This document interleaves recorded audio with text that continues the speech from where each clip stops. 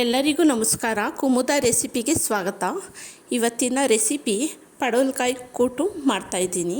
ತುಂಬ ರುಚಿಯಾಗಿರುತ್ತೆ ಇದು. ಒಂದು ಅರ್ಧ ಕೆ ಜಿಯಷ್ಟು ಪಡವಲಕಾಯಿನ ಮೇಲ್ಗಡೆ ಸಿಪ್ಪೆ ಎಲ್ಲ ತೆಗೆದು ಈ ಥರ ಸಣ್ಣ ಕಟ್ ಮಾಡಿ ಇಟ್ಕೊಂಡಿದ್ದೀನಿ. ಮತ್ತು ಇಲ್ಲಿ ನಾನು ಕಡಲೆಬೇಳೆನ 1 ಅವರು ನೆನೆಸಿ ತೆಗೆದಿಟ್ಟಿದ್ದೀನಿ. ಇದನ್ನು ಮೊದಲಿಗೆ ಬೇಯಿಸ್ಕೊಬಿಡೋಣ. ನೆನೆಸಿರೋ ಕಡಲೆಬೇಳೆನ ಕುಕ್ಕರ್ಗೆ ಹಾಕ್ತಾಯಿದ್ದೀನಿ.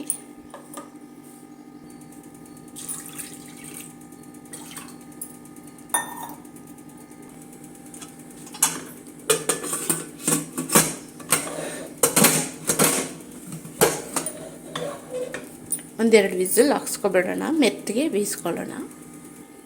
ಅದು ಬೇಯಷ್ಟರೊಳಗಡೆ ನಾವು ಸ್ವಲ್ಪ ಮಸಾಲೆ ರುಬ್ಕೊಬಿಡೋಣ. ಇಲ್ಲಿ ತೆಂಗಿನಕಾಯಿ 1 ಕಪ್ಪಷ್ಟು,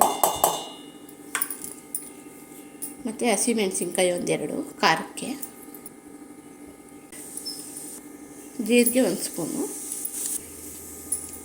ಸ್ವಲ್ಪ ನೀರು ಹಾಕ್ಕೊಂಡು ಇದನ್ನು ನುಣ್ಣಗೆ ರುಬ್ಕೊಬಿಡೋಣ.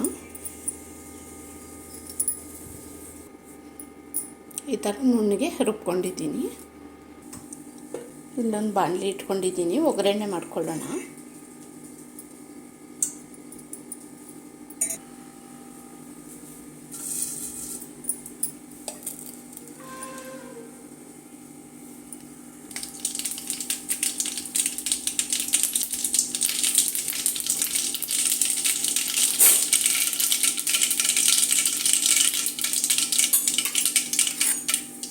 ಒಂದು ದೊಡ್ಡ ಸೈಜ್ ಈರುಳ್ಳಿ ಸಣ್ಣ ಕಟ್ ಮಾಡಿರೋದು,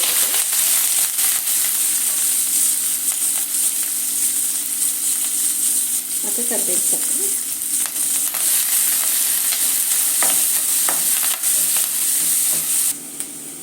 ಈರುಳ್ಳಿ ಚೆನ್ನಾಗಿ ಫ್ರೈ ಆಗಿದೆ. ಈಗ ಒಂದು ಸಣ್ಣ ಟೊಮೊಟೊ ಒಂದೇ ಒಂದು,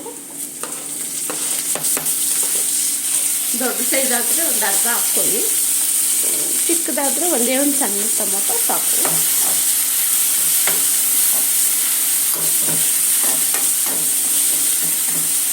ಟೊಮೊಟೊನು ಚೆನ್ನಾಗಿ ಫ್ರೈ ಆಗಿದೆ. ಈಗ ಕಟ್ ಮಾಡಿ ಇಟ್ಕೊಂಡಿರೋಂಥ ಪಡವಲಕಾಯಿ ಹಾಕ್ತಾಯಿದ್ದೀನಿ.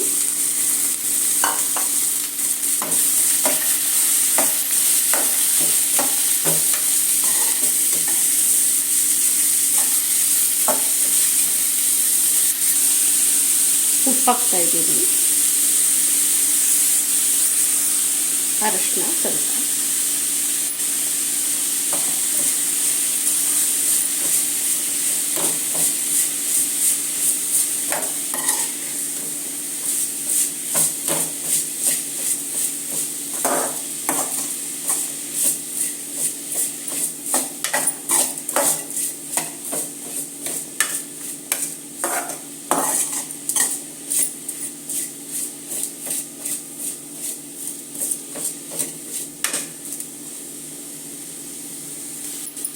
ರುಬ್ಕೊಂಡಿರುವಂಥ ಮಸಾಲ ಹಾಕ್ತಾಯಿದ್ದೀನಿ.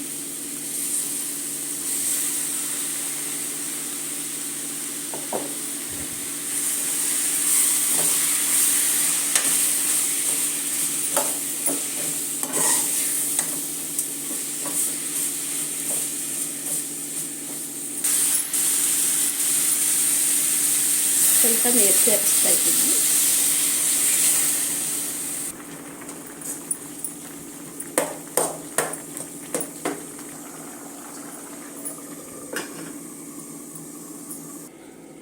ನೋಡಿ, ಬೇಳೆನೂ ಚೆನ್ನಾಗಿ ಬೆಂದೋಗಿದೆ.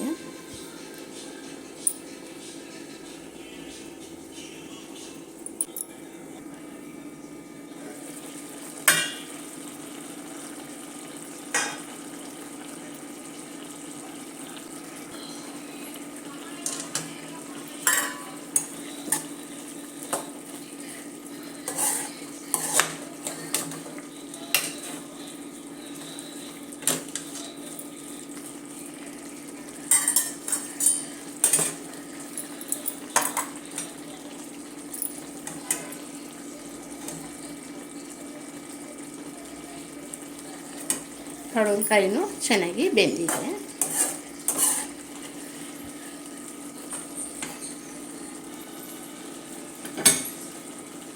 ಬೇಯಿಸ್ಕೊಂಡಿರೋ ಅಂಥ ಕಡಲೆಬೇಳೆನ ಹಾಕ್ತಾಯಿದ್ದೀನಿ.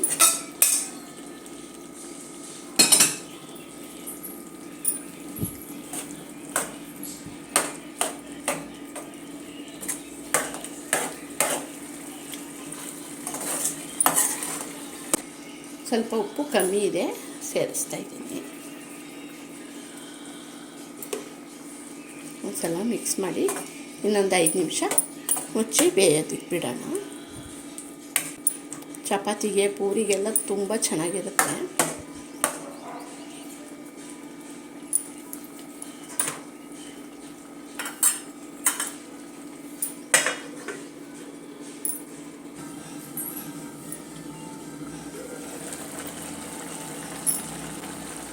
ಈ ಕೊನೆಯಲ್ಲಿ ಕೊತ್ತಂಬರಿ ಸೊಪ್ಪು ಹಾಕಿ ಸ್ಟವ್ ಆಫ್ ಮಾಡ್ತಾಯಿದ್ದೀನಿ.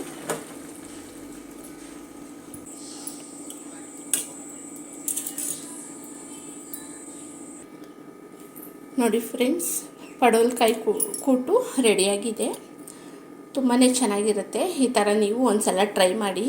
ಚಪಾತಿ, ಪೂರಿಗೆ, ದೋಸೆಗೆ, ಅನ್ನಕ್ಕೆ, ಬಿಸಿ ಬಿಸಿ ಅನ್ನಕ್ಕೆ ತುಪ್ಪ ಹಾಕ್ಕೊಂಡು ತಿಂತಾಯಿದ್ರೆ ತುಂಬ ಚೆನ್ನಾಗಿರುತ್ತೆ. ನೀವು ಈ ಥರ ಟ್ರೈ ಮಾಡಿ. ಈ ನನ್ನ ವಿಡಿಯೋ ಇಷ್ಟ ಆಗಿದ್ದರೆ ಲೈಕ್ ಕೊಡೋದು ಮರಿಬೇಡಿ, ಶೇರ್ ಮಾಡಿ ಫ್ರೆಂಡ್ಸ್ಗೆ, ಫ್ಯಾಮಿಲಿಗೆ.